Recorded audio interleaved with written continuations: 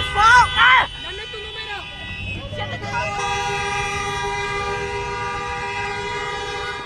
You want to see what real independent journalism funded by the people for the people looks like? You ever heard a story like this in America? You're looking at it. Congratulations for always being somewhere where mainstream media is not. Flint, Michigan. See you in Nevada. Thanks to people like you, we can get the truth. Corporate media, they've been lying to us for years, and you're going straight to the people. You are the man. I'm glad you're here.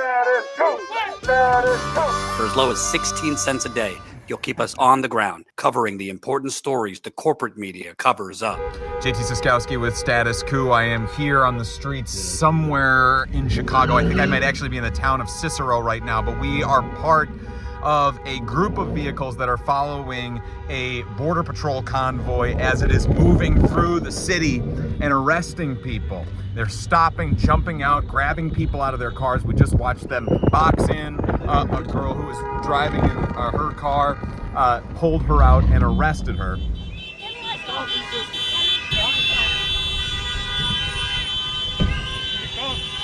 Alicia Barajas, my mom! Alicia Barajas, my mom!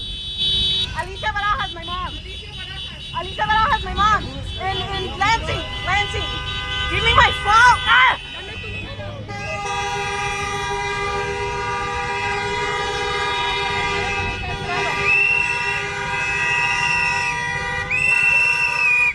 Was there any reason for the stop? Like, it was impeding for a while. Right? Impeding?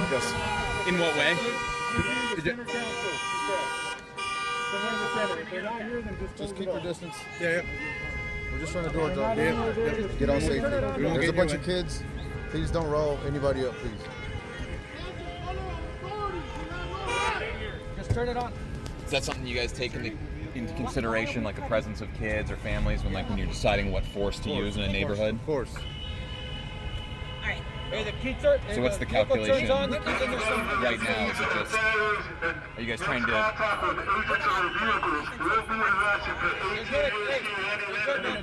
We're trying to give her the keys.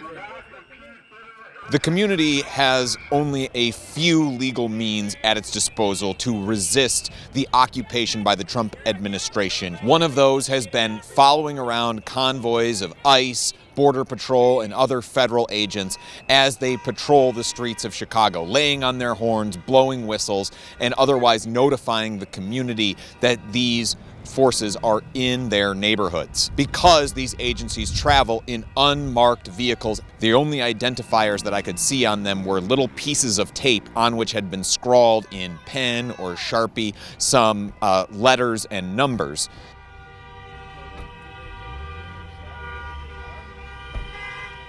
This is where the convoy ultimately ended, was here at the Broadview, Illinois ICE detention facility, a black site that exists in plain view here in this Chicago suburb.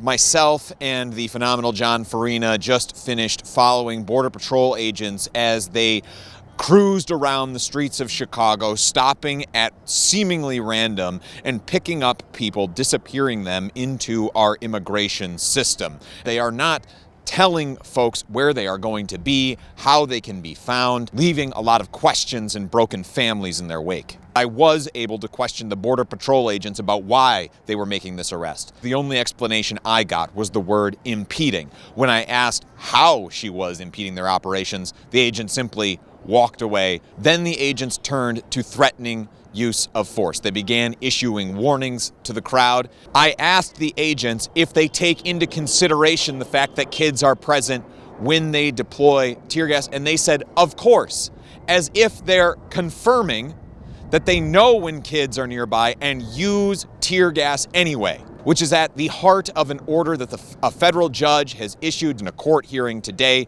where these agents' commander, Greg Bavino, was called in for questioning. We followed on the ground, running alongside that convoy as it drove away to show you the passion with which protesters were shouting their messages to Greg Bavino, to these agents, letting them know that they are not wanted here in Chicago. And then it was just a few hours later that a very similar Border Patrol convoy was patrolling through Chicago neighborhoods. We can't confirm that it was the same convoy that Greg Bavino had led away from that courthouse just a few hours earlier, but it certainly looked very similar. And regardless, the tactics were the same that we have seen play out in neighborhood after neighborhood here in Chicago, which is agents in mostly unmarked vehicles. I will say that one truck bore some federal markings on the side, but mostly unmarked vehicles pulling up in these neighborhoods, agents, masked agents, jumping out and detaining people, arresting them, putting them in the back of their vehicles, and then driving here.